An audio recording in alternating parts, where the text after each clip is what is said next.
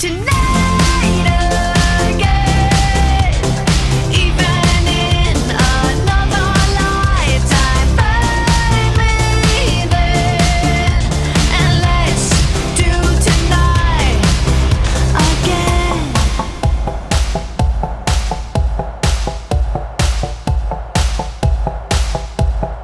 First we need problems, are evaporating. Maybe I'm just guessing, but I've got a feeling. Whoa, we could dance all night.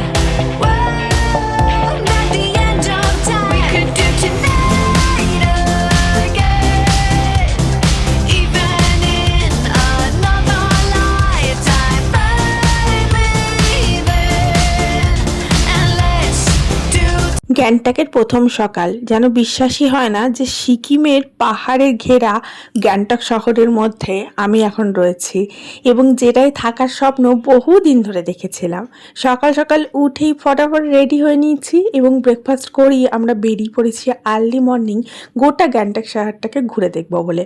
প্রথমেই এসে পৌঁছালাম একটা মনেস্ট্রিতে। প্রথমেই তোমাদেরকে আমি সরি বলে নিচ্ছি, কারণ প্রত্যেকটা জায়গার নাম কিন্তু আমার মনে নেই। ওখানে গাইড যে ছিল সে সমস্ত আমাদের নাম বলেছিল, কিন্তু আমার সিরিয়াসলি মনে নেই। তো এই মনেস্ট্রিটা হচ্ছে অনেক প্রাচীন মনেস্ট্রি, কিন্তু খুব সুন্দর সাজানো গোছানো। যখন ওখানে ভেতরে ঢুকলাম না, ভেতরে দেখছি সবাই পড়াশুনো করছে। ওদের যে ল্যাঙ্গুয়েজগুলো সেগুলো বৌদ্ধিস্ট ল্যাঙ্গুয়েজ, তো আমাদের থেকে অনেক আলাদা। ওরা সবাই মনোযোগ সহকারে পড়াশোনা করছিল। এত লোক আমরা যাচ্ছি, দেখছি, ঘুরছি, ফটো তুলছি, কিন্তু ওরা এতটুকু ডিস্টারবেন্স ফিল করছে না। ওরা মনোযোগ সহকারে শুধু পড়াশোনা করছে। যে বাচ্চাগুলো করছিল তাদের কথা বলছি। নেক্সট আমরা একটা ওয়াটারফলে এলাম, এটারও নাম আমার মনে নেই। তো এটাও খুব সুন্দর সাজানো গোছানো ছিল এবং এখানে আই লাভ সিকিম করা ছিল।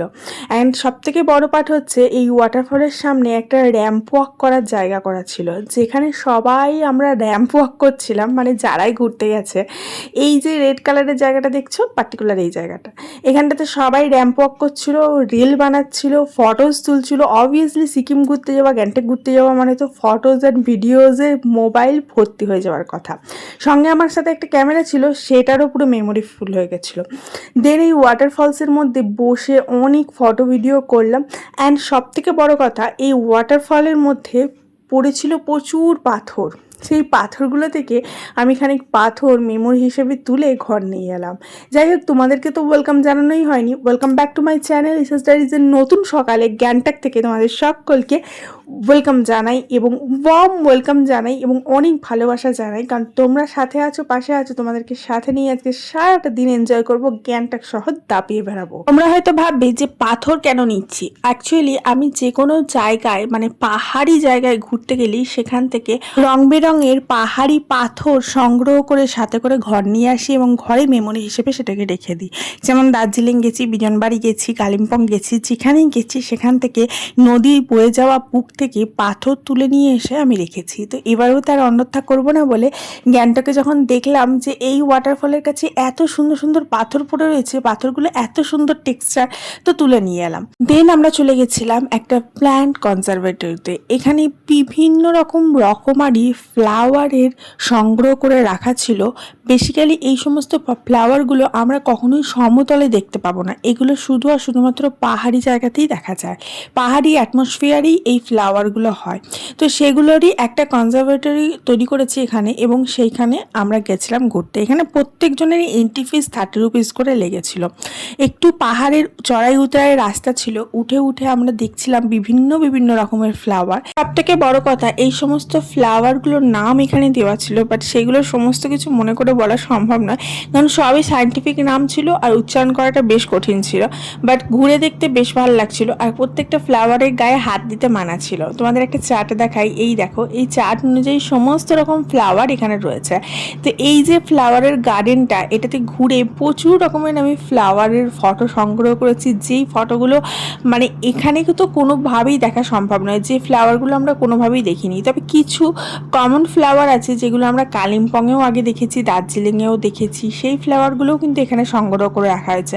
বেসিক্যালি এগুলো পাহাড়ি গাছ, পাহাড়ি ফ্লাওয়ার, পাহাড়ি অ্যাটমসফিয়ারই এগুলো গ্রো করে।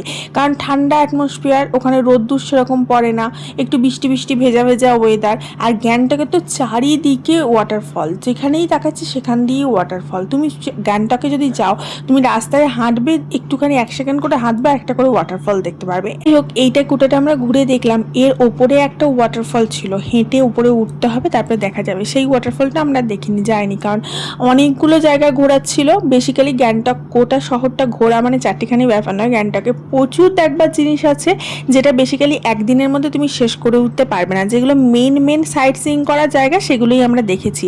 কিছু কিছু জায়গা স্কিপ হয়ে গেছে। প্রথম না যখন ঘুরতে যেতাম, কোনো জায়গায় স্কিপ হয়ে গেলে খুব রাগ হতো, যে এই জায়গাটা দেখে উঠতে পারলাম না, ওই জায়গাটা দেখে উঠতে পারলাম না, একবারই তো গেলাম, কেন এটা দেখবো না। তারপরে এখন যেটা বুঝে গেছি, অনেক জায়গা ঘুরে ঘুরে, যে সমস্ত কিছু এক জীবনে বা এক সময়ে পাওয়া সম্ভব নয়।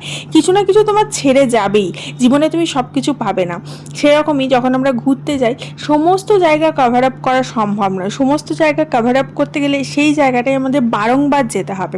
যেমন কালিম্পং আমরা 2বার গেছি, দুটো সামার ভ্যাকেশনে গেছি। তার জন্য কালিম্পংয়ের সমস্ত জায়গা ছোট বড় আমাদের দেখা হয়ে গেছে। সেরকমই জ্ঞানটাকে কিছু কিছু জায়গা ছেড়ে গেছে। বেটার লাক নেক্সট টাইম, আবার নেক্সট বার যখন যাব সেগুলো আবার কভার আপ করার চেষ্টা করব। যখন এই ফ্লাওয়ার গার্ডেনে আমি ফ্লাওয়ার নিয়ে ফটো তুলছিলাম, কিছু সংখ্যক কাকিমা বলতে পারো, আন্টিজ বলতে পারো, তারা এসে আমাকে বললো আমাদেরও একটু ফটো তুলে দিতে। তো তাদের একটু ফটো তুলে দিচ্ছিলাম। ওই দেখো উপরে আমি আর আমার মেয়ে ফটো সেশন করছি, আর আমার বর এখানে ভিডিও করছিল। তো তারা না আমার চুলের ভীষণ তারিফ করলো। আমার ইউটিউব ফ্যামিলির কথা আমার মনে পড়ে গেল। ইউটিউব ফ্যামিলি সবাই আমার চুলকে ভীষণ ভালোবাসে। যাই হোক, এখানে এই যে দেখো ফটো টটো তুলতে তুলতে আমরা আস্তে আস্তে নিচের দিকে নেমে যাচ্ছি, এবং প্রত্যেকটা পাহাড়ের খাঁজে খাঁজে বিভিন্ন রকমারি ফ্লাওয়ার দিয়ে সাজানো।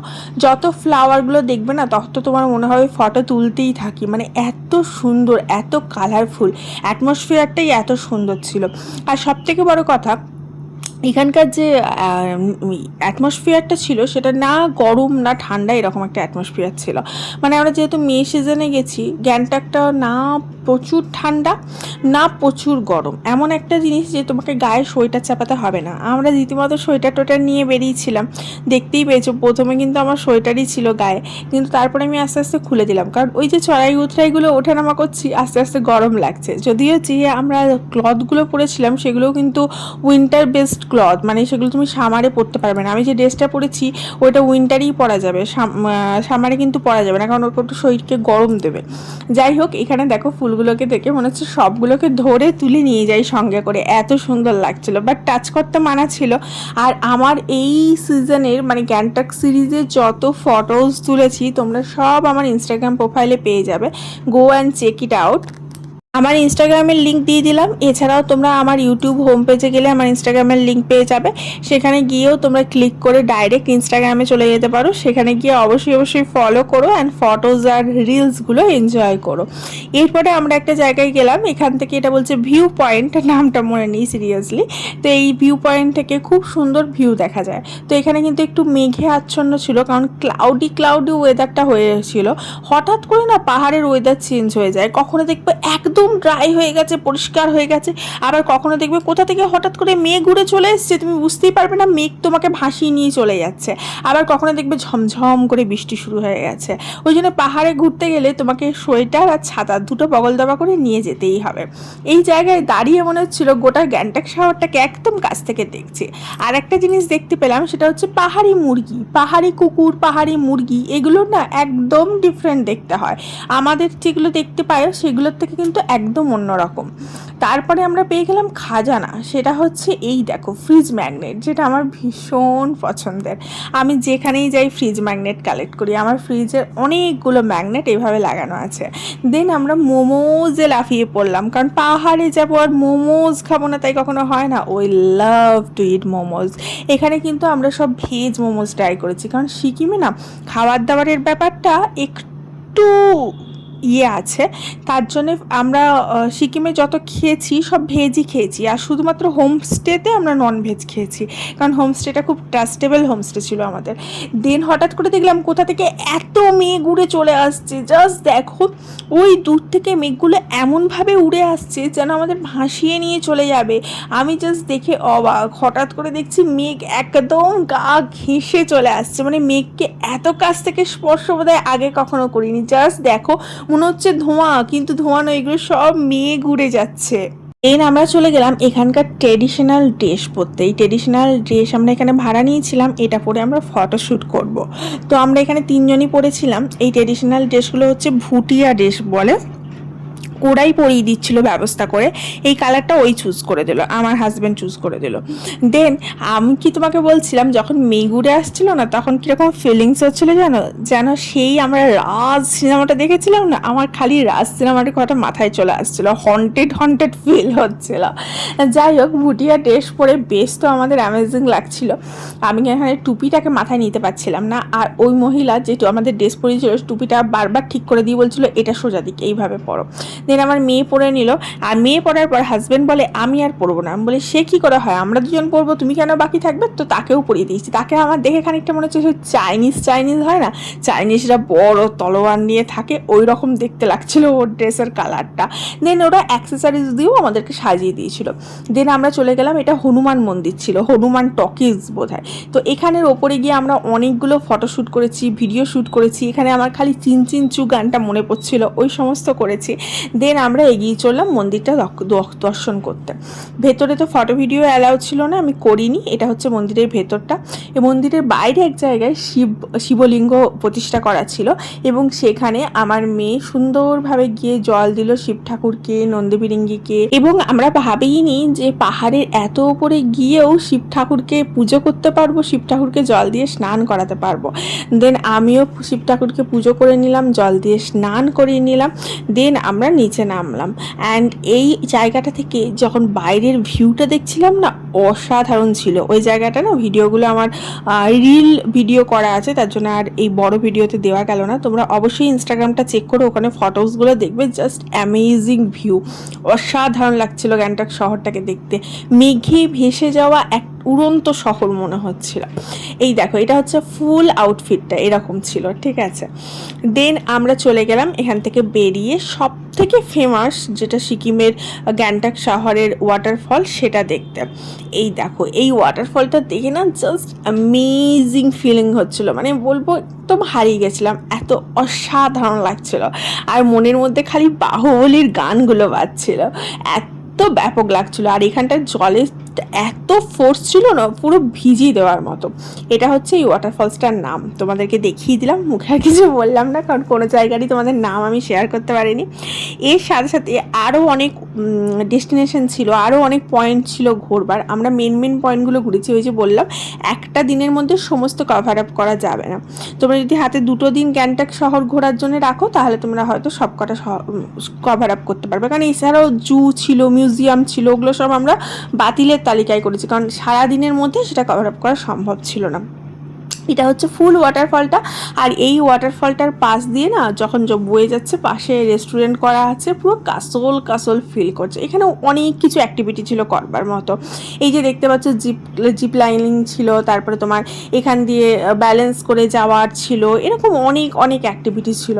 কিন্তু আমরা কোনোটাই ট্রাই করিনি, কারণ আমার হাজব্যান্ড এগুলো কিচ্ছু করতে দেয়নি। ও কোনো রকম এই মানে ভয়যুক্ত অ্যাক্টিভিটি করতে দেয় না, সব কিছুতেই ও ভয় পায়, আর বলে যে দরকার নেই করবার, যদি হয় বাই চান্স কেবলটা ছিঁড়ে যায়, বাই চান্স পড়ে যাও, কি দরকার এসব করার, এত রিস্ক নেওয়ার দরকার নেই, ঘুরতে এসছো ঘোরো।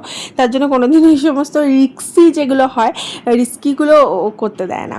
এই দেখো, একটা ছেলে করছিল, বাচ্চা ছেলে, এত ভাল লাগছিল দেখতে, আমি ওরই ভিডিও করলাম। আমার বরকে বললাম দেখো কি সুন্দর করছে বাচ্চা ছেলে, ও পুরো ব্যালেন্স করে পুরো জায়গাটা গেল।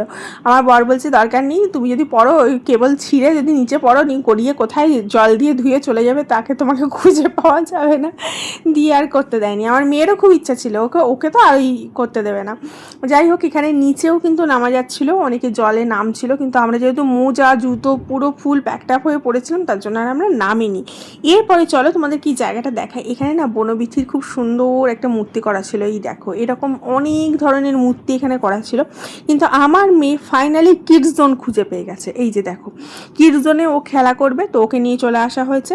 ও এখানে কিডস জোনে ওকে টিকিট ছিল, টিকিট অনুযায়ী ওকে সমস্ত খেলা দেখিয়ে দেওয়া হয়েছিল, ও এখানে খেলছিল। আর পাশ দিয়ে খুব সুন্দর একটা ডেস্টিনেশন করা ছিল, দেখো ঝর্ণা বয়ে চলছে এবং এই সাইড দিয়ে হেঁটে গিয়ে খুব সুন্দর একটা পয়েন্ট করা আছে যেখানে তুমি ফটোশ্যুট করতে পারবে। তো এই জায়গাটা আমি ভালো, ও যখন খেলছে খেলুক, এখানে আমি খানিক ফটোশ্যুট করে নিই। তো এখানে গেলাম, গিয়ে আমি খানিক ফটোশ্যুট করলাম, রিলস বানালাম। এই দেখো এই জায়গাটা এত সুন্দরভাবে সাজানো গোছানো করে বানানো ছিল না, আমার এত ভালো লাগছিল কি বলবো। মানে ওভারঅল গোটা সিকিমটা তুমি যতই ঘুরবে না তোমার খারাপ লাগবে না। চওড়া চওড়া রাস্তা, বড় বড় পাহাড়, মেঘ ভেসে যাচ্ছে, চারিদিকে ঝর্ণা, যত হাঁটবে শুধু ঝর্ণার আওয়াজ তোমার কানের মধ্যে বাজবে। এত সুন্দর সাজানো গোছানো। আমার কিন্তু দার্জিলিংয়ের থেকেও, কালিম্পংয়ের থেকে দার্জিলিংয়ের থেকেও কিন্তু গ্যাংটকটা আমার ভীষণ ভালো লেগেছে। শুধু এই গ্যাংটকটা আসতে তোমার অনেকটা সময় লাগবে, এটাই যা। যে গাড়ি খরচাও যে খুব বেশি সেরকম না, ওই সেই 19-20, কিন্তু তোমার আমি বলবো যে এই দার্জিলিং যাবো ঠিক করো, তোমরা একবার গ্যাংটক ঘুরে এসো, এত সুন্দর। আর এখানে খুব সুন্দর এরকম লেখা ছিল আর ভাইবসটা খুব সুন্দর ছিল। দেন আমরা সন্ধে হব করে আমরা হোমস্টে ফিরে যাই, হোমস্টের ভাইবসটা এনজয় করি। আমাদের হোমস্টেটা খুব সুন্দর সাজানো গোছানো ছিল, পাশে পাহাড় এবং ঝর্ণাযুক্ত। তোমাদের পরে ভিডিওতে